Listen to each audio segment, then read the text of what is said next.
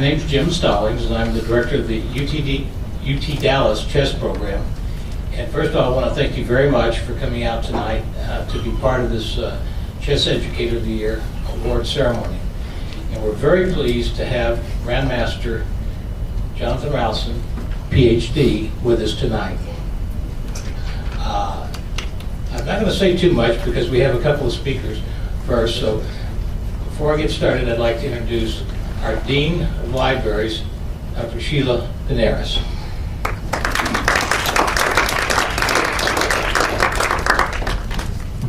Thank you, Jim. McDermott Library is honored to partner with the internationally recognized UT Dallas Chess Program and participate in Chess Fest. As I understand, this is the culmination of Chess Fest, and tonight's special award for the Chess Educator of the Year. Let me thank Tom Cook and Dr. Ellen Safely from the library for their support of the Chess Fest. All those books you find in the library on chess come from them. They've been very instrumental in the university's and the library's partnership with the chess program. You should probably know Dr. Saul, who is the recently retired dean of the library, was a great proponent of the chess program. I have only been interim dean for 3 weeks. The library, as part of UT Dallas community, collaborates to introduce programs such as this highly successful Chess Fest to campus and the community at large. Yesterday, in fact, we had students gathered in our lobby to watch the chess team experts play blindfolded and explain aspects of the game. Having taught over the years a number of our chess players, you won't be surprised when I tell you that they're some of our most remarkable students. Now to introduce our international guest is one of my colleagues from the UTD faculty, Assistant Professor Daniel Krozik from the Center of Brain Health in the School of Behavioral and Brain Sciences. At UTD, we like all our schools to have large, long titles for their names. Dr. Krozik's research broadly focuses on the way that people attend to and remember information in order to solve problems, reason, and make decisions, something I'm sure is of great interest to chess players. Dr. Krozik.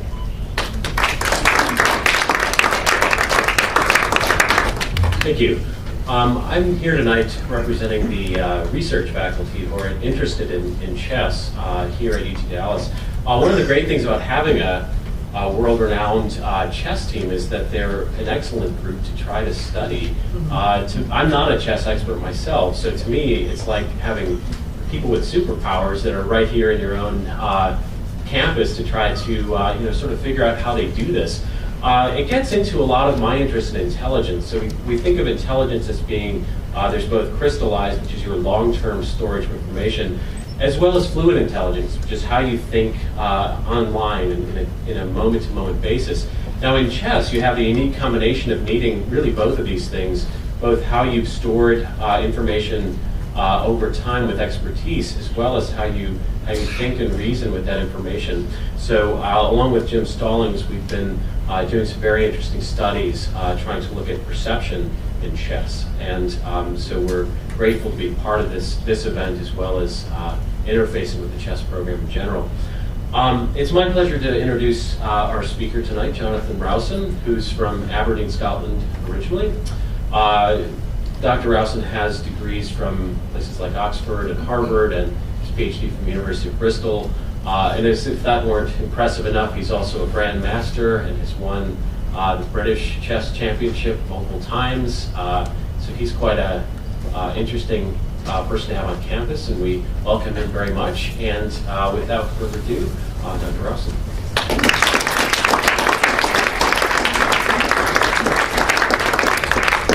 Thanks, Dan, and thanks for coming. Where can I start? I mean, it's lovely to have you here, and it's lovely to accept the award. When I heard about Chess Educator of the Year, I first of all thought, well, what is that? And why would you have such an award? And I think the purpose of such an award, as I understand it, is that we need some sort of wider thoughts about chess. We need chess to be more than just a game that you play by the fireside when you don't have anything else to do. There has to be more point to it, more of a social good. So it's a great pleasure to accept the award as a recognition of that value. And I hope that what you're about to hear will be worth you coming out for. I'm going to start just speaking about myself. If I walk away from the mic, just remind me, because it's the sort of thing that happens. But if I can actually, yes. If that's no easier. Okay, great. I'm going to start by reflecting on why I've got this quotation there. I think this is the heart of the matter, not just about chess, but about life in general in some ways. I think when you really feel touched by something or you connect with something deeply, it's because you recognize some aspect of your own life in it. So I'm just going to briefly tell you about who I am, where I came from. It'll take less than 5 minutes. And in the process, everything I say subsequently should make more sense. I grew up in Aberdeen. I learned the game of chess when I was about 5 years old, learned from my family. When I was 6, I became insulin-dependent diabetic. And I mention that because that was quite instrumental, I think, in giving me the kinds of mental dispositions that later became relevant to chess. So planning ahead, being prepared, thinking things through, calculating things, etc. So anyone who knows someone with diabetes will recognize the sort of potential for a connection there. I wouldn't want to make too much of that, but just to throw it out there as one biographical feature that began it. Then my brother used me as a kind of metaphorical punching bag for a while. He used to play chess and he liked to beat me. He got an ego kick out of it. But in the process I got a bit stronger, and I remember vividly the day when I first drew with him and had that feeling of empowerment that you get when suddenly chess begins to make sense. When I was about 10, my family, a lot of problems in my family. There was a breakup of marriage, and we went to live in London. And when I was in London, it just so happened I landed in the street of a famous chess teacher called Richard James, who some of you may have heard of. He wrote the book called The Complete Chess Addict. And he was. He was, in the best possible sense, a real chess addict. And he introduced me to chess libraries and the fact that you could read books and learn from chess that way. So that got my appetite going about, oh, this is actually a game you can study. It's not just a game that you can play. Went back to Aberdeen, and still, adolescent growing pains, just trying to make sense of your life, who you are, what you're doing. And chess was a great source of order in the otherwise chaotic adult world that you were trying to navigate. So that's when I really began to get good. And around that time, I was blessed with a bit of providence. I won a book prize, a simple chess competition in a newspaper that I got right, and got a letter one day saying, you won £250 worth, like maybe $400 worth of chess books. And a cash prize as well. So at the time it was like, manna from heaven. It was just, fantastic. And that coincided with the desire to actually engage deeper in this game. So it was a little bit of, whether it was a gift from the gods or really good luck, I don't know. I'll maybe learn when I die. But at the time I enjoyed it and felt that somehow this was right for me and I should pursue it more deeply. And then fast forwarding a bit, chess and academic studies were in some conflict for a while. But eventually, when I came to the more serious exams, I began to knuckle down and actually get the grades I needed to get to move to the next step, and so it moved on. Fast forwarding, just before I got admission to Oxford when I was in my final year of school, and it's obviously a big deal. But just after that, I played a tournament in Poland, the European Under-18 Championship, where I suddenly played out of my skin and just played a lot better than I'd ever played before. And suddenly realized I might become an international master, and maybe even more than that. So I asked Oxford for a year out from university before I went there. I developed quite a lot in that year, became an IM, began to sniff the GM title, although it was still quite far away, like a kind of pizza several blocks down the road. So I sort of managed that, and then gradually while I was at university I got one norm after the other, rating went up a little bit. Became a grandmaster just after graduating from Oxford, so it was a kind of purple patch in my life where the two things came together. But then I got a little bit of identity flux again, not quite sure what I was doing, who I should be, what I should do. I played chess for 3 years, and as many of you will know, this life of being a professional chess player can be more or less serious, more or less rigorous. Many people have that title and really don't do very much at all. Others take it extremely seriously and compete like professional sports people. And I was probably somewhere in between. And during that time I wrote 7 Deadly Chess Sins, which is really one of the reasons I'm here. In the process of writing that, I had to learn a little bit about popular psychology, some cognitive psychology, some very basic neuroscience. And I began to think about chess in a broader way. And I realized that really what's fascinating about chess is the subject. It's not so much the object, the game, but the person who's playing it. And that's very much informed what I'm about to talk about. For those who are wondering how good am I, I'm not bad. I'm a grandmaster. My current rating's around 2580 FIDE, which is something about roughly 100 points higher than UCSF, which means that I can compete on a good day with the very best players, but will tend to lose to them. But on the other hand, I'll make quite a big score against most other people. And that means that I didn't really see a viable future for me as a player. But quite glad to still be part of the chess world and trying to make sense of it from another angle. I would love to have spoken about all of these things, but I could speak about chess till the cows come home, and often do. Many of these things are worth exploring, but I think it's better just to log them mentally. If any of them particularly attract your attention, ask me about them later, either in the questions or more informally when we get there. Instead, what I'm going to focus on is two main questions that have come up in subsequent iterations of the sort of flyers and advertisements for this talk. One is what's so special about chess, and the other is what can chess teach us about learning. And they're quite closely aligned. And I'm going to begin by detailing why I think chess is something quite unique and not merely one of many games. And secondly, with that in mind, informed by that understanding of what chess is, what can the game teach us a bit more about the process of learning and understanding more generally? And the two main things that are going to come up are this notion of intellectual character, which we'll unpack as we go, and social capital, which we'll probably touch on at the end, but knowing me, I'll probably run out of time, so we'll come to that if we can. The main thing I want you to remember from tonight, if you forget everything else, is this quotation, because I think for me it sums up really the heart and soul of what I believe chess to be. In chess, one realizes that all education is ultimately self-education, and I don't think I can quickly crystallize what that means, but I hope it will become clearer as I go. Essentially, chess forces you to think, and in the process of thinking, you begin to understand your own thought processes. And in the process of looking at your thought processes closely, you come to understand yourself better. And that's really why chess is such a valuable educational tool. Ultimately, it's the self-knowledge that it gives you. And Tim Redden will recognize this from a talk I gave in Aberdeen back in 2007, that for me, trying to encapsulate what chess is, it's meaning-making through consequential decisions. That's a bit of a mouthful. But essentially, chess is not just interesting, but also meaningful. And it's meaningful because of this self-reflection that I'm speaking about. Because in order to make sense of the game, you have to reflect upon yourself. And you have to try and make meaning for yourself through the games and the moves and the variations and your relationship to them. The game obviously gives you the confidence to think, but more importantly, because we can record the moves and reflect on them, it gives us the humility to learn. Because chess, in the nicest possible sense, makes idiots of everybody. And that's really what it teaches you. It can give you enormous intellectual confidence, but at the same time, it realizes that there are massive limitations to your own abilities. So why chess? Why not drafts? Why not backgammon? Why not any other game? And it's a very important question to ponder before you even begin to think about the answer, because frankly, whenever chess players approach the deans of university, research councils, the media, whatever, you've always got this problem of saying, why should I give you any attention? What's so special about your game? And I think we have an answer, but I think we have to be quite careful about developing it, because it's not self-evident. We shouldn't just take it for granted. When you play the game, the riches and the boundless joy of the game is there for you to see. But it's not there for people who don't play the game. And we have to remember that gap between our experience of the game and other people who haven't experienced it, not really knowing what we're talking about.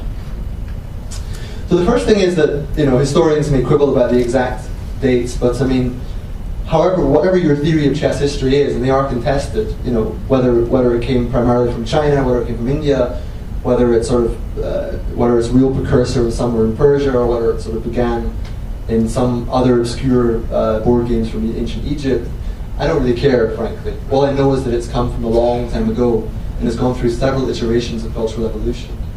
And because of that, it's no minor thing. It's no minor thing. I mean, a lot of people now compare chess to game consoles. They say, well, look, the problem is young kids, they've just got these wonderful computer games. They're interactive, they give them a lot of feedback, they give them all the same things that chess gives you. But frankly, game consoles come and go. Chess has been here for, give or take, 1,500 years. So the first point is just the historical lineage, the fact that it's survival value. And if we can buy into evolutionary theory what you want, but as a theory of cultural evolution, the good ideas tend to survive. And chess is, in that sense, a very good idea. It's also universal. It comes, of course, from around the world. The epicenter in history was, Eurasia, as they would call it then.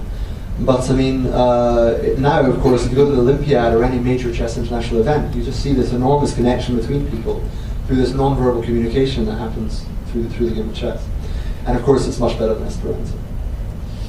Although if anyone speaks Esperanto, I apologize. Hugely inclusive. The problem is that chess doesn't look inclusive. It looks a little bit elitist. And that's why it's incumbent on us to make clear this claim that, look, it doesn't matter who you are, you can play the game. If you can think a thought, you can learn the moves, you can play a game. You can find an opponent who's in more or less the same position. And of course, computers and the internet make it easier to match those pairings more efficiently than it would be in a chess club, where you may find you've got an experienced player and a complete beginner who can't really get going. But now, of course, everyone can find the opponent that they need. Meritocratic, no luck. I think it was John was saying to me earlier that finding a game of skill where there's no dice and no real random factors, you can't blame the referee, you can't really blame the weather, you're really on your own. In that sense, it's very, very, that's the source of it being character building, which we'll come to in a second. It's the fact that really, you're accountable to yourself. And there are very few spheres of life where you can say that. Team games, you can blame your teammates. Outdoor games, you can blame the weather or the pitch. Chess, really, you can't blame the pieces. It doesn't matter if the knight's got a chip on it or something. It's still the same knight. It functions in the same way. So, like I say, especially in Scotland, this matters a lot. We have a lot of rain there.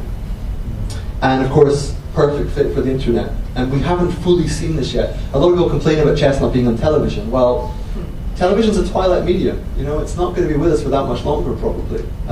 Most people now, well, not most, but many people now watch a lot of their television content on the internet. And that's going to keep growing. And soon it's going to be handheld devices, and we're already seeing early signs of chess software whereby you can play fast games against people on the other side of the world while you're commuting home from work. So chess is fitting this climate perfectly. It's another reason why the game is so important.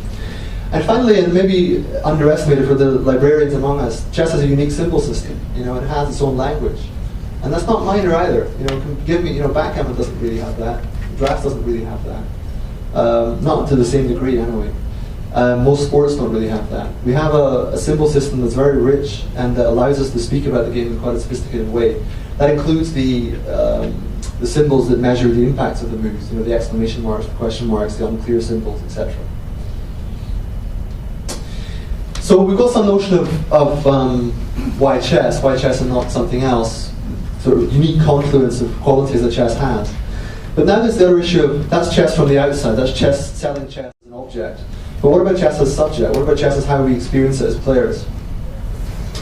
Well, you have all of these things. You have concentration, which is something quite precious, something that we actually really enjoy. There's the perceived difficulty of the game, and I say perceived because that's a lot to do with how the game is marketed. I was speaking earlier about the way chess is used to market businesses. Chess has acumen, chess has sophistication, chess has depth. And that's based on the fact that chess is perceived as being very difficult.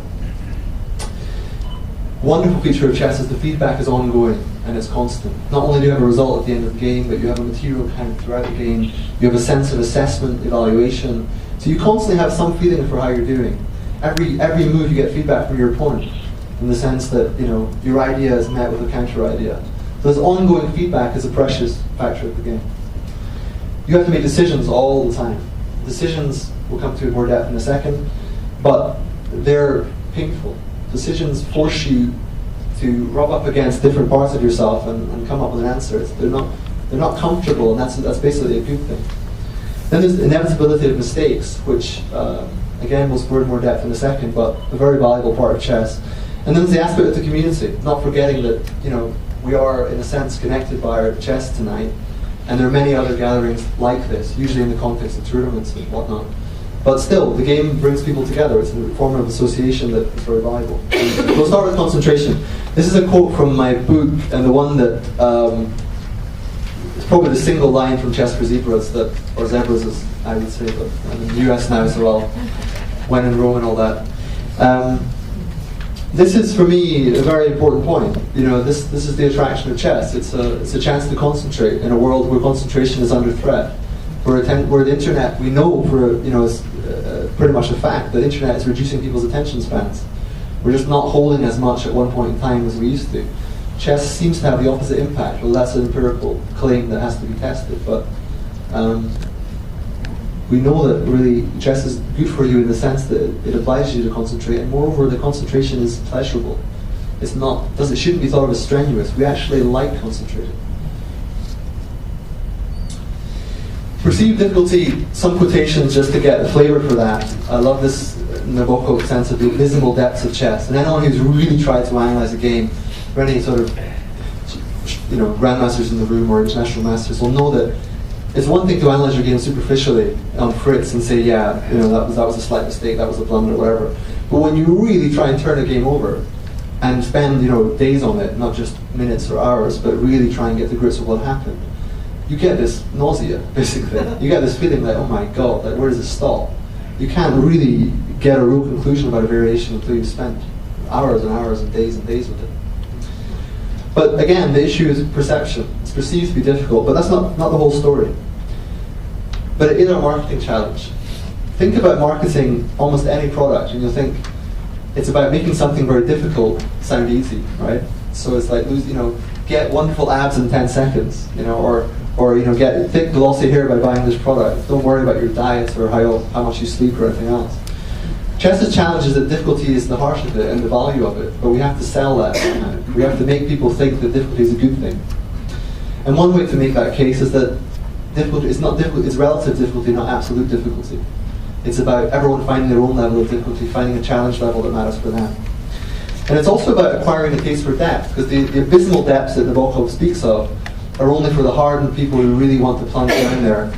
And there's dangerous areas for people, as we know, there's this long-standing association with chess and mental instability. But there's also a wonderful link between chess and mental stability. It's a quotation that comes to mind by Bill Hartston, who was an international master from England, who said that chess does not make people mad. It prevents mad people from going insane. And I think that's a very profound point. It's to do with the fact that really chess is a source of stability. It's a place where you can feel your mind working. You can actually see your own thoughts very clearly. This quote at the end is a bit screwed up. I frankly didn't do my research properly and I couldn't find this quote, but I'm going to trace it afterwards. But it's a comment by Benjamin Franklin to the effect that when you know one thing in depth, you have an understanding of everything. And I sort of believe that, but we can speak about that more in the questions. But I think there's some value if you go deeply into something, you begin to see it everywhere. Csikszentmihalyi was here recently, I believe, and I'm very sorry I didn't see him because I've been a huge admirer of his work for a long time. Chess is hand in glove with flow, the concept of flow. For those of you who haven't come across flow as a notion, who was at the Csikszentmihalyi talk? Anyone here who's been there? Okay, so a few, but not everyone. So the concept of flow is important. It's basically saying that there's a kind of state of mind that's very valuable to people. And it's a state of mind where you have a feeling of losing track of time, of feeling very absorbed, feeling very high, basically, but in a non-sort of toxic sense. And it's a state that's brought about best when you have fairly clear rules. So you have a sense of what you have to achieve. There aren't really many arbitrary things going on. Remind me if I do that, by the way. When you don't have many arbitrary things going on, and where you have feedback all the time, where you're constantly having a sense of how you're doing, and where your objectives are fairly clear. And when those things are met, you tend to get this experience of flow. But what's interesting about flow is that you need the right challenge level. As your skill level goes up, your challenge level has to go up too. So if you're a 2000 player and you play a grandmaster, you're going to be quite up in the anxiety level, right? Because you're going to think this is going to be tough. It's too big a gap. But if you're a 2000 player and you come across a 1500, you're going to feel a bit bored because there's no challenge. In order to get flow, you need an opponent who's close enough to you in strength that there's a real challenge and a real game going. So chess meets this this quality of flow very strongly, and that's what I said about concentration being a good thing. Love of concentration is a big selling point for chess. Decisions being hard is very important. The etymological root to decide is, I don't know the Latin and Greek, if anyone here does, let me know, but essentially it means to cut away. And if you think about a hard decision in your life, that's exactly what you do. You wrestle with something, and actually it's painful because you have to let something go. And in chess we're doing this every minute or two. You know, it's really happening all the time. You have to, you know, I really like that knight outpost. I really want to keep my knight there. But if I do that, I can't give him check. But then if I give him check, then the bishop can't go there, and then blah, blah, blah. It goes on like this, and you're constantly facing this agonistic state of mind where you have to let things go. And that's basically very challenging. That's what makes chess so tough, but it's also what makes it so valuable. And it also makes you responsible, because really, again, what is it to be responsible? Is to be able to respond, basically. And that's what chess gives you, that feeling of, I can do this. It gives you that sense of perceived competence, where you're taking decisions for yourself, you're responsible for it. And because of that, decisions are not just arbitrary, but they become meaningful in some way. They're part of, it makes sense to you. It's like, I did this. This is part of who I am. And of course, the decisions lead to mistakes. As night follows day, there's no way around it. And this quote by Dr. Hubner, who, if you haven't met, is a wonderful fellow, slightly irreverent wit, but deep, deep sort of understanding of things. But not such a deep understanding that he would proclaim, claim to understand chess, because, as he said here, and as I said earlier, chess does make idiots of us all in a very nice way, and it's important not to lose sight of that. It's humbling, but it also allows you to kind of go towards the ascent of thought. But at the same time, it says, look, human beings, you're not quite up to it. You're not there yet. What's good about mistakes in chess, and the reason it has educational value, is that a lot of people believe now that one of the main issues in classrooms is children are not given a chance to be wrong often enough. They're not given a chance to put their hand up and say, I haven't got a clue what you're talking about. And they're a bit too scared to say to their friend, I don't really understand this. There's a kind of hostility to mistakes and to being wrong. But in fact, if you really want to be a good learner, if you want to actually be someone who excels at getting better at things, you need to be very willing to make mistakes. If you want to be creative, you have to make mistakes. And what's so wonderful about chess is that mistakes are permissible, they're inevitable, and you can't really be involved in the game without being very, very fluent in the currency of mistakes. So they're also accessible because we have a way of recording the games, and again, this is a USP of chess, it's a unique selling point. We have a way of recording the games so that we can track down what we've done wrong in a very precise way. And we have computers to tell us, now, very quickly where our mistakes were. And just to sum this up, we have a lexicon for it. We have different ways of describing mistakes, all the way from a minor inaccuracy to a major blunder. And that's because they're such a big part of the game. Finally, they're interesting. Those who have some background in developmental psychology will recognize the picture of Jean Piaget, who was a Swiss. He called himself a genetic epistemologist, which is a very fancy term, which broadly means that our biology affects how we know. And what Piaget did basically is he looked at young children's answers to things, and he found that the wrong answers were very revealing, because the wrong answers show how people are thinking. And even better than the right answers don't really tell you that. The right answers tell you that they've picked up the real deep structures that are wrong. So a classic example is a conservation experiment where you take two beakers. I can't do it with this mic, but two beakers. One which maybe is very long and thin, but looks quite big, just visually. Another which is maybe a bit shorter but has more depth to it, or width. And then you have liquid, and you say to the kids, so there's this much liquid here, and you pour it in there, and you say, okay, there's this much liquid there, and you can see that it's the same amount of liquid, but they'll still claim that the one that looked bigger had more liquid in it. And he found this fascinating. And actually, looking at it from a chess perspective, you get the same thing all the time with chess. If you ask young kids, why did you play this move? They'll often make very strange case for the rationale, what they were thinking. And if you examine that closely, you get to the heart of the matter about where the structure was, where the assumption was, where the error began in a way. So mistakes are really, a very important part of chess, and something that we should make more of. But again, I come back to this marketing challenge. I'll just go back a few slides to make that point. Sorry, moving forward, back a few slides. Back here, concentration, difficulty, feedback, decisions, mistakes. Okay, community is quite a nice word, but the others are pretty gritty, right? They're not like buzzword selling points. It's not like joy, milk and honey, optimism, hope, dreams, blah blah blah. Yes, we can. It's none of that. It's harder stuff. So I'm not saying go. This is where the expression, the market expression, sell the sizzle, not the sausage, right? What I'm doing here is I'm giving you some insight to the sausage, as it were. Someone said, what's the real quality of chess? What's the real value? But I'm not saying go out and when you're trying to get money for chess, you're trying to sell it to the provost of the school or provost, as I've heard tonight you say it, that you emphasize all these points. But you need to know it first. You need to understand what the value of your product is before you can go and make the case for it. So we'll go back to let me go back.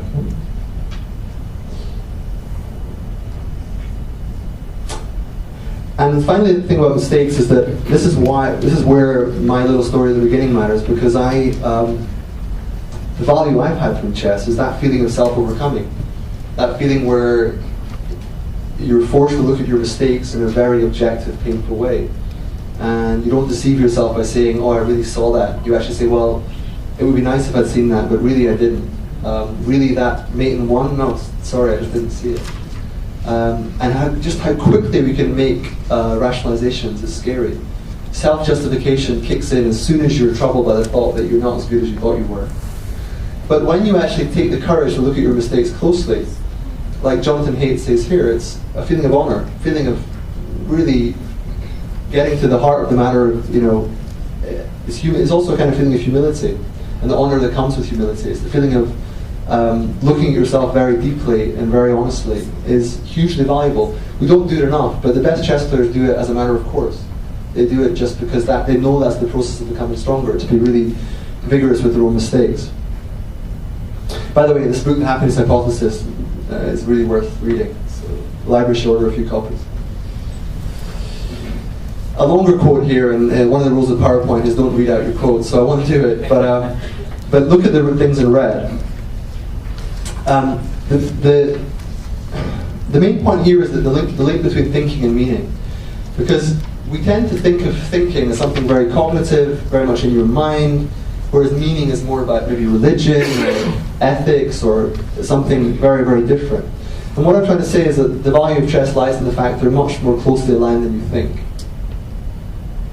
In particular, the reason I think kids get so hooked into chess is this statement that meanings are quiet, they're capta, not data. Now, you're right that capta is not really a viable word. We don't use it for many other things. But in contrast to data, it makes the point. In other words, the meanings are not given to you. You can't just say, here's chess, this is why it's good for you. Instead, you sit them down, they play the game, and they get it, they capture it. That's where the capta comes. They seize upon the appropriate clues and make sense of things for themselves. And this, I put children in brackets because it applies to everyone, but this quote was originally about children. And thinking is the skill part excellence that enables us to acquire meaning. So this is where the value of chess comes in educationally. It's about using thinking for kids to make sense of things for themselves. And to have that experience on tap every time they play chess, to know that they have that capacity, to think things through in a meaningful way. And that connects with the next point. We all know the Soviet Union put a lot of money into supporting chess. And the reason they did so, well, many reasons. One, it was cheap. One, it was that chess, unlike many other endeavors, doesn't cost that much. But the value of it, they felt, was that it strengthened the will. Not the intellect so much, not the emotions, but the will. And the will really is that aspect of you which allows you to coordinate all the other aspects. Your will is that which you must mobilize in order to make the most of whatever resources you have. Bourdieu, who is a sort of French theorist of, broadly a social thinker, he speaks about the will to use knowledge. And I think that's what chess gives you. We study opening theory, we study middle game theory, end game theory, but the competitive context of the game gives us the will to use it. And hopefully that transfers to other domains. Your will is strengthened because in order to play chess well, you need enormous self-control. Because you're getting 101 thoughts of what you should do and why.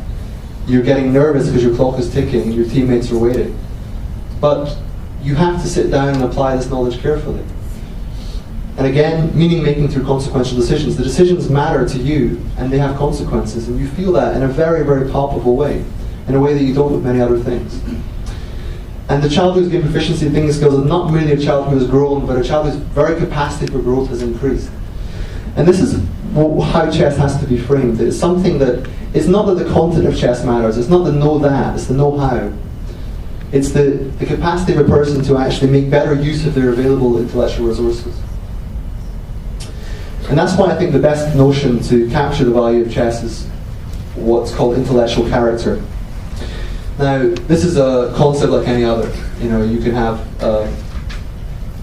101 ways of describing intellectual values. Dan mentioned, you know, crystallized and fluid intelligence. You can speak about IQ, you can speak about multiple intelligences, you can, you know, there's all sorts of ways of framing what the intellect is and what it does. But I think my experience tells me that the best way of understanding intelligence is to see it as part of your character. Now, you may think crazy, because you can have really, really bright people who are pretty nasty. They have no character in the conventional sense, but that's not really what's meant here. The point is rather that what matters in intelligence is not the inert knowledge you have. It's not your ability to do an SAT or a GRE or whatever. It's actually, when the crunch comes, are you ready, willing, and able to use whatever intellectual capacity you have? So it's about, you know, when you think of someone's character and why it matters, it's to do with reliability. It's to do with, if you put someone in that situation, will they respond more or less well? All of those things I mentioned, so the things about thinking things through, making tough decisions, concentrating, they're all aspects of intellectual character. They're aspects of our tendency to react in certain ways. So if I give you a question, are you inclined to just dismiss it as flippantly, or can you ask a counter question? Can you probe for meaning of the terms? Can you try and disambiguate the terms, if you like? Do you know where to go in the library to look for it? Do you know how to Google search it? These are all aspects of intellectual character. So this term dispositions is not, you know, you could say intellectual dispositions, but it's a bit clunky, it's a bit of a jargony term, more of a jargony term. But these issues of inclination, awareness, motivation, ability, in other words, it's not about your basic ability. If I'm, you know, 2600 chess player, but I come to the board and I can't use it for whatever reason because I'm distracted or whatever, it's not there as a disposition. You know, what matters is that I can turn up when I'm not feeling so great and still perform well. Likewise, what matters with intellect is that you can apply it even when, you know, you're not sitting in a classroom taking a test, but you have intellect when you meet the man in the street who wants direction somewhere or who wants to pose you a question. You can ask me more about this because I can see a lot of skeptical faces in the audience. But I think the research challenge for chess is, how does chess foster intellectual character? That's, for me, is the most fruitful question to ask. Give a few examples now of what I mean by intellectual character vis-a-vis chess. Okay, a very interesting study in Dublin about grandmasters being good scientists. And what this meant is not that they went in with their Bunsen burners and their test tubes and showed that they could really be great scientists. What it means is that our typical way of thinking is to falsify, not verify. So they find that with weaker chess players lower in the sort of hierarchy, they tend to play a move and then they'll look for reasons why it's the right move. So they'll try and justify it. It's like, okay, I'll go there and then you go there, he'll do that, he'll do that. Okay, great, must be a good move, bang, play it. Grandmaster instead says, looks like a plausible move, let's see why it doesn't work. And they'll start thinking in terms of falsification. Okay? And that's what Karl Popper, a famous sort of philosopher of science, classified as the key to good scientific thinking, was the tendency to falsify, not verify. In other words, if you're the kind of person who has a hypothesis and goes about trying to prove it to be correct, there's a real danger that you're not being scientific. There's a danger that you'll start to see biases that allow you to only think of the things that confirm your hypothesis and not those that would deny it. So what's really valuable about chess expertise is it gives you that instinctive falsification mechanism. So you hear a theory, you hear an idea, and by trying to falsify it, it's not like you're poo-pooing everything. It's not like you're saying this is all nonsense. But it gives you a healthy degree of skepticism. It gives you an ability to think, okay, this is a good idea. For example, even when I say intellectual character, I have quite a few reasons why maybe it's not the best way to go. Just because, as a matter of course, chess teaches you to falsify. It teaches you that when you have an idea, to look for evidence against it, not really in favor of it. Storytelling. Anyone who's read Chess for Zebras will know this, that I think there's a huge narrative quality to chess. Most chess thinking takes the form of thinking things through in a very narrative way. I'll attack on the queen side, he'll attack on the king side. I'll get there first. His counterplay won't quite work out. It takes a very beginning, middle, and end quality. And they're usually kind of plots and twists and turns. But the quality of intellectual character shows in the narrative-busting details, the details that actually don't allow the hypothesis to be confirmed, that don't allow the story to unfold in a conventional way. The one that sees that, you know, the pawn promotion at the end is actually to a knight and not to a queen. That sees those details that can make all the difference to a position. And that links with those who know Seven of the Chessons will know that chess humor is another aspect of this. Humor is not trivial. I mean, humor is one of the most important features of the human mind by a long way. Tony Miles made this point about a warped sense of humor, and if you know him, you'll understand that even better. But essentially, it comes about because we know that chess expertise is manifest as pattern recognition. And if you think of most jokes or most funny remarks, they tend to be things that slightly subvert. Humor basically subverts things, and what that means is that it gives you a conventional pattern and then it slightly twists it, so that your mind's expecting something and then you're given something else, and that's why you laugh basically. And that's related to surprising yourself. So again, another feature of strong chess players is they're constantly trying to question their assumptions about their position. They're looking to surprise themselves all the time. So I'll come now to the more social side of this. We've got some idea of intellectual character. As I mentioned, there is a chess community. Now chess can be quite individualistic, but through it you come to know a lot of people, and it's a very precious form of, you know, it's a clumsy term, associational life, but essentially this is precisely what Robert Putnam, a major theorist from Harvard, felt was under threat in America and the world at large. People are watching TV a lot more than they used to. Civic society, as we know it, that layer between state and citizen, is not as healthy as it once was. People, you know, generalizing crudely here, but this is, you know, a general point, are less inclined to greet each other when they're strangers. They're less inclined to take part in the same kinds of activity, volunteer activity, clubs, etc. These things are dying out in a generic. They may not be in Dallas, Texas, but across in aggregate they are. And chess is a valuable counterpoint to that, because really what chess does, it gives you something benign to do together, and it gets people together in a very civilized, friendly way. And that's simple, but it's not minor. It's really quite important. And there are aspects of that community that are particularly important. There isn't really a hierarchy to it. There is a sort of status hierarchy in a way, because you have some people who are higher rated than others. But there's no real sense of anyone being the boss. You're all competing on the same terms. There's also this integration of children and adults. So there aren't many spheres of life where you know, a 7-year-old can beat his grandmother, and that's, you know, that's quite a precious aspect of the game too. And they can compete not knowing who's going to win, which is also valuable. And of course, it's not arbitrary. There are rules. There are some constraints. So kids who may otherwise be unruly, or adults who may otherwise have unstructured lives, find a world where actually there's a lot of clarity and structure. And of course, the reason people come together is that then they have things to talk about. They have stories to tell each other. That shared experience that's, you know, we all know is so precious. I'm not going to dwell on the social capital concept because I can sense some saturation in the room. But social capital is essentially the value of social networks. It's about the fact that who you know matters. Probably all heard the expression, it's not what you know, it's who you know.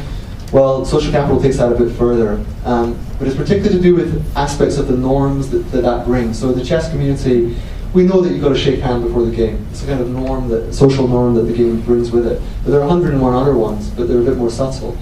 But social capital has been shown to be promoted through chess. The one particular study in Aberdeen, where they find that through bringing chess into a community, a relatively deprived community, suddenly there are a lot of very positive effects. People start to share their cars to get to tournaments. Like I said, there's intergenerational learning between, you know, generations that wouldn't otherwise have much to talk about. And there's also, all with that comes certain levels of trust building, and bridging capital is especially important. It's the link between maybe the deprived community and the richer community. So suddenly we know the stories of kids from Harlem suddenly playing kids in very affluent suburban white schools. And just that in itself is of some value, to see a different world beyond, and it's reciprocal, of course, it's not just one way. Summing up, you'll be pleased to hear. It's a game, but not just a game. Don't let people tell you it's just a game. It's an extraordinary game. You can even tell it was a ludic activity. It makes it sound any better, but it's, you know, it's a special kind of game. The hard stuff is the good stuff. That's a difficult case to make, but again, that's not the That's not the tagline of a marketing message. That's merely to understand that that's the core of the product. Meaning making through consequential decisions is my way of making sense of why chess is so valuable. And I think the educational value of the game is best manifest in this notion of intellectual character, although you can certainly argue there are better ways of framing it. But I hope that notion crystallized for what I think is valuable about the game. Social value manifests in social capital. And now the challenge on us as people who see the value in chess is to make sense of that for the wider world. Thank you.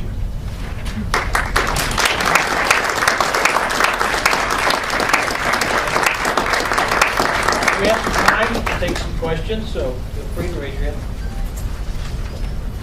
I was wondering if there are any similarities between playing music and being a chess player. I mean, I'm a professional musician and a beginner chess player. So, as a musician, you learn scales, exercises, theory. You learn things sort of by rote. Mm-hmm. But then the process to be a good musician becomes very intuitive. Right. But is there an intuitive nature Yes. to the game of chess? I'm just trying to take a note. I did something that I thought would be very easy and it's something that's been quite complicated. Okay. Yeah. F5, okay. Maybe not. You just get the point, because you're going to answer that question. They both share the same thing, which is that you need to acquire a body of knowledge. And once you've acquired the body of knowledge, know-how, rather than know that. So it's not like you're learning facts, you're learning, in music you may be learning the past masters, the people who've done it before you. And through building up that sort of body of knowledge or that body of experience, the intuition kicks in later. So the intuition, I'll come back to the actual explicit music aspect of the question, but the issue about intuition is that it's often used in popular culture as a sort of magic factor X kind of thing. If you have intuition, you're somehow a genius. It's so intuitive, it's a wonderful thing. But intuition really, I think when you're not being mystical about it, it's that product of experience, basically. It's a product of years and years of building up patterns and databases of ideas. So the intuitive musician who suddenly makes that lovely little flourish that you haven't expected, that seems very intuitive in the moment, it's the product of prior learning as well. Connection with music and chess probably goes even deeper. I would suggest the keyword creativity. I do both, and I find that I'm creative when playing music, especially when I improvise. And in chess also, there's sometimes obvious moves, and sometimes there's something kind of out of the box, just like improvising in music. Sure. No, there is. I mean, a lot depends on the kind of music and the kind of chess in a way, but certainly... Jazz, let's say. Right? Well, jazz is interesting because it's maybe a bit more like chess in the sense that there is a kind of core underlying structure, but then it gives way to something much more improvised. I'm not sure I've given the kind of answer you were looking for, though.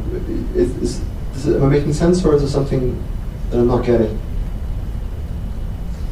Well, it's something I'm wondering about, and I'm Sure. listening to what you say. I mean, I don't know enough about music, basically. I think that's probably what it comes down to. If I had a deeper understanding of what it took to become an expert musician, I would have a clearer sense of the parallels. I guess I was referring to, is just chess so purely left brain analytic, where computing every move, or is Right, and for those who can't hear, whether the connection with chess and music, to probe it a bit further, is to say, is chess really very much about analytical, principally working things out in a very logical fashion, or is there scope for more imaginative or creative or spontaneous elements? And the answer is both, I think, because I think there is a lot of scope for creative flourishes in chess. We're having insight that's very deep and difficult. But there's also this fact of the matter in chess, which is where the brutality comes in. And where analyzing with Fritz is a real pain, because no matter how brilliant or creative or fascinating your insight may be, Fritz will tell you minus 0.07. And you think, well, I didn't see that deep. I couldn't see all the ideas that Fritz saw, or Ribka, or whatever. And so the difference with music is that there's no equivalent test in music, I don't think, other than a maestro telling you that's not the way it should be done. Someone once said that chess is art with truth, and it's a little bit too good. It's a bit too glib to be true somehow. but it's a nice way of capturing that, I think. It's a way of saying there is an artistic element to it, but there's sort of a fact of the matter too. So, sure. I got a question. You mentioned feedback.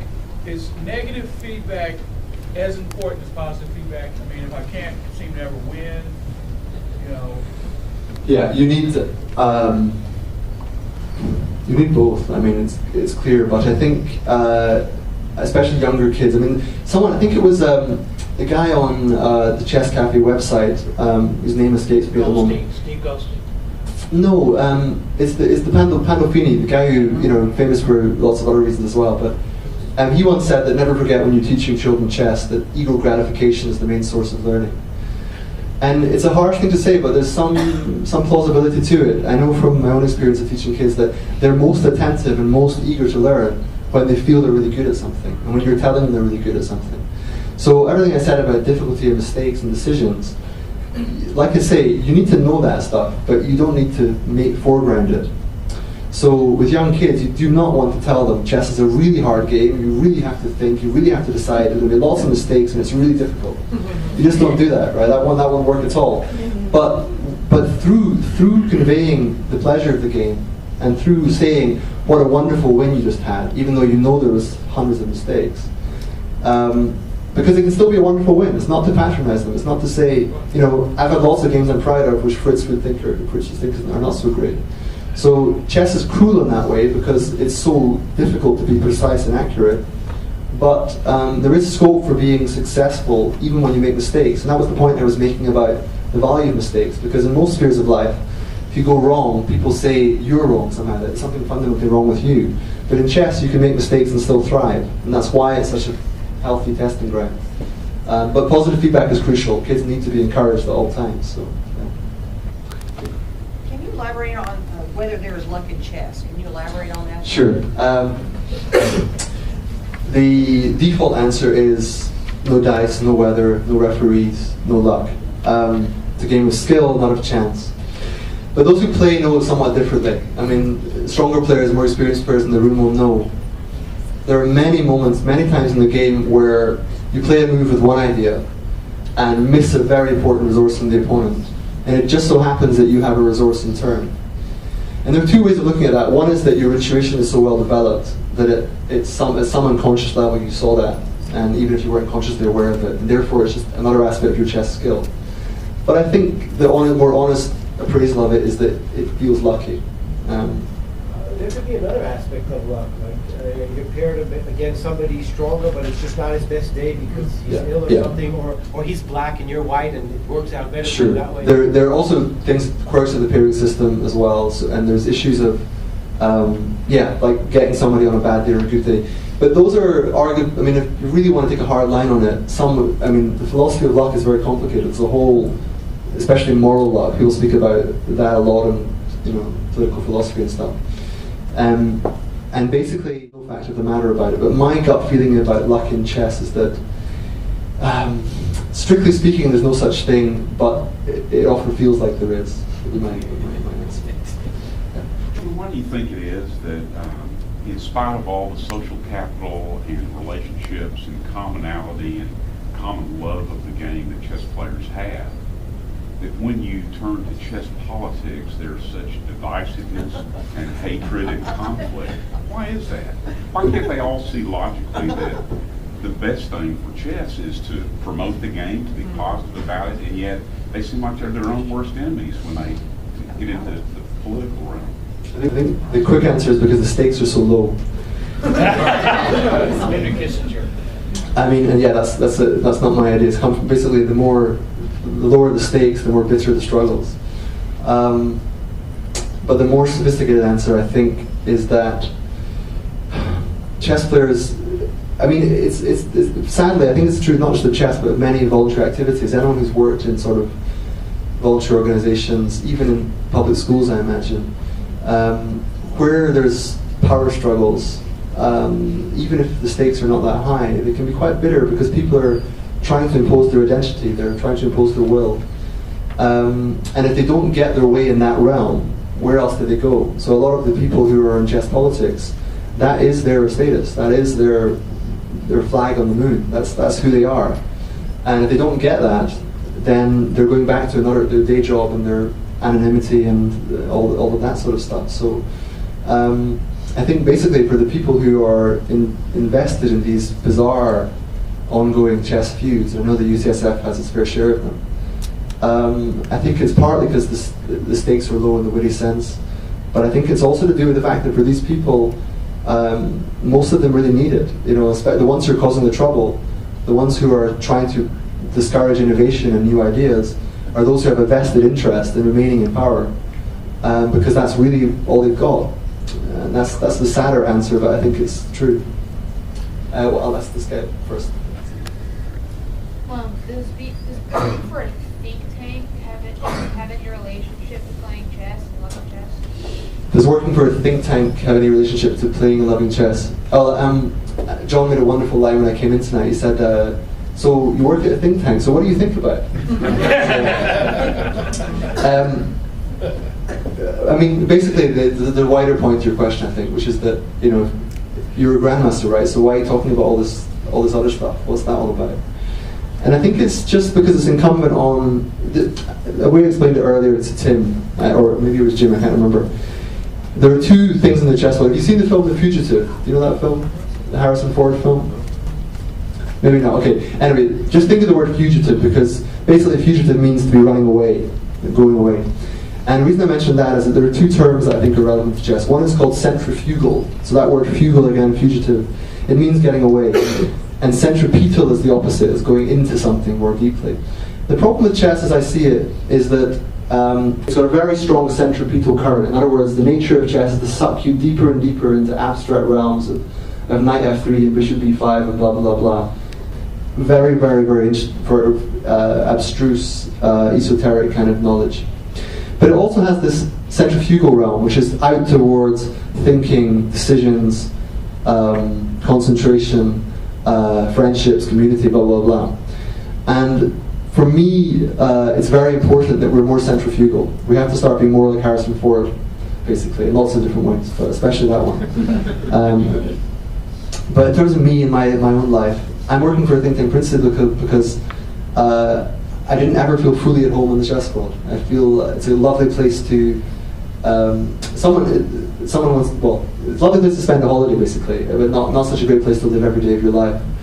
And that's also partly pragmatic, just I have a young family now, and I've got to have a more reliable revenue stream. And you know, chess does pay. It's a lovely second job. It's a lovely part-time job, but it's not such a great full-time job, especially if you're relying on playing. Because when you start, many people love to teach and love to write about the game, and I do to some extent, but I don't want to be doing it when I'm 60. So that's why I chose to do something else. One more question, then we're going to. Okay. Two more questions. All right, these two. Why do you think that when some players or even in other professions, when you take an extended break, you tend to do better? Okay, it's a difficult one to answer, but I know what you mean. Okay, it goes something like this, and this is purely speculation, but this is how I understand it. So the question is about you're playing a lot. Let's say you could even think of an example, maybe, but. Let's say a grandmaster is playing, say, 100 games a year for 3 years in a row, and then suddenly he decides he has this crazy idea to work in a think tank. So he goes there and he spends maybe a year or 2 years there, and he comes back, and in his first tournament, he's not only as good as he was at the end of his period playing chess, but he's even better. And how could that possibly be? And this is a question for memory. This is a question really about the way that memory is working in your brain, and we don't really understand it properly. But essentially, those 3 years when the Grandmaster was playing, he was actually learning as he went. A quick analogy would be, we know that really most of our memories are set down in our sleep. That really the purpose of our REM sleep, or our rapid eye movement when we're dreaming, is that our memories get kind of processed properly and structured properly so we can use them better the next day. And I think at a much more macro level, that's only one night, but taking that to a larger time frame, I think what goes on is that all of the acquired experience in those 3 years, all of the setbacks, all the games, all the things you learned, hadn't been fully processed at the end of year 3. But after those 2 years where you weren't thinking about it, your brain in its own way was still racking it up, still processing it, still structuring it.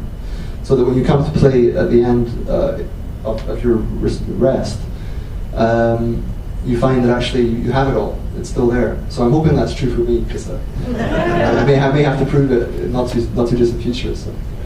That's good. I'd like to hear more about your PhD dissertation. I read about it a little bit, and I think that it's universally interesting. Not like mine. There's a copy of mine right here on the floor. Right. It's completely useless outside of the narrow world of engineering that I'm Sure. in. Okay. Well, my question was about my PhD thesis, and the first thing to say is that the context in which I began it, I was playing chess professionally. So I wasn't really sure. Like many people, when they begin a PhD, they're either doing it because they don't know what else to do, or they really, really love a particular subject and they really want to pursue it in depth. And I was somewhere in between the two. I kind of had an anchor in the chess world. I was a good enough player to just about pay the rent without too much strain. But I didn't want to be relying on that world forever, like I said earlier. So I wanted to do something that interested me. I wasn't doing it really for instrumental reasons. If I had been, I would have probably done something slightly different. So what I did is that there was a thinker called Guy Claxton, who's my supervisor. He's a psychologist and also very into education now. And I read one of his books and felt that he was someone I really wanted to spend time with. And he'd also written a little bit about wisdom in the past. So I suddenly thought, well, wisdom, we talk about that a lot. We speak about it being wise or unwise, or it would be, we have popular culture icons like Gandalf, who are, the embodiment of wisdom. And I think, well, why is it the academic world is so shy of this concept? Why is it that we'll speak about intelligence till the cows come home, but wisdom, people get a bit nervous because it's got all this value stuff. It's not really, it's not as amenable to scientific inquiry because it's much more value contested. Who's to say who is wise, and what criteria? How can you possibly measure it, etc., etc. I didn't care about that because I was a chess player and I could do what I wanted, basically. So I decided I'll give it a stab. I'll try and make sense of it. So what I did is I began doing what everyone doing a PhD does. I do a thorough literature review. You find out what everyone else has said. So Robert Sternberg, some of you may know, he was former president of American Psychological Association. He'd done a lot of work on wisdom. Someone called Baltes in Germany done a lot of work. So there were sort of research programs trying to make sense of the concept, mainly from the point of view of experimental psychology. But we've also got this massive philosophical tradition going back to the ancient Greeks, speaking about what wisdom is and what it means to become wise. So I had to try and absorb all that and integrate it and find something that was missing in it. And basically what it comes down to is we don't really have a problem being momentarily wise. Most of us, at the right moment, on a clear day with the following wind, can give excellent advice and sound judgment to people come and find us. But the problem is what I said earlier about it being dispositional, whether it's characterological, whether it's part of who you are. So for me, the nub of the question became, how does it go from being an occasional trait that we can access to being something much more dispositional or part of you? And to answer that question, you have to think, well, why doesn't it? So you step back and say, well, what are the barriers? What stops wisdom-related change? And there I had sort of 7 different categories that I picked up from the literature. And they include things like something called self-serving bias. So you see this a lot, whereby you pick up aspects of an argument that support your point of view, but you ignore the others. So I think John was saying, or I forget what Jim was saying earlier, that most people read the newspapers that are aligned with their political view. Right, that's self-serving bias. We don't really. One of the reasons we don't become wiser is we don't expose ourselves to contrary information very often. And there are things, a simple thing in psychology called negativity bias, which is simply that we're primed by nature to be more alert to threats to us than we are to opportunities. Because you may or may not. It may or may not matter if you get that piece of fruit to stay alive, but it matters a lot if the tiger behind you, gets hold of you. So we're more conditioned to be averse to threats than we are to opportunities. So negativity bias means that certain opportunities for growth we don't take. And there are many others like that. So I won't go into all of them, but there's detailed things like that are part of our sort of physiological, psychological constitution. I call them psychosocial constraints. There's also things like status anxiety, which is basically keeping up with the Joneses. I don't know if you use that expression here, but basically the idea that we all want the bigger car, the better house, the better, more neatly mowed lawn. That's very deeply ingrained in us. It's not some sort of quirk. It's a huge part of what it means to be human is to try and project that status to the outside world. And that also gets in the way of becoming wiser, because if you're too busy worried about your financial well-being, you don't have as much time to cultivate the virtues that you need to become wiser. So it was all that kind of stuff. And it was a lot of fun to write. I had a great time. There's now some interest in getting it published, so watch this space. Are available online? It's not available online because I want to publish and make money out of it. So. And now we come to the all-important moment where we give the award. And we're very fortunate to have our Associate Provost, Dr. Abby Kratz, with us. She will make this award.